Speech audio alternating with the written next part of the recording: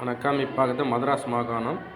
இப்போ வந்து பார்த்திங்கன்னா இந்த மேப்பில் தமிழ்நாடு மேப்பில் பாருங்கள், பெரும்பாலான இந்தியாவில் பெரும்பாலான பகுதி வந்து பார்த்திங்கன்னா மதராஸ் மாகாணமாக தான் இருந்திருக்கு.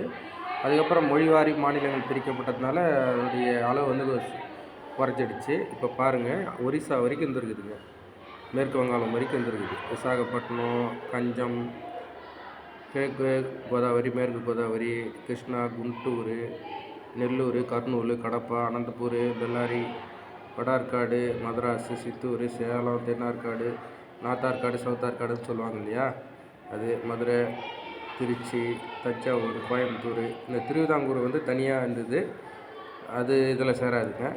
அப்புறம் இதில் வந்து பார்த்திங்கன்னா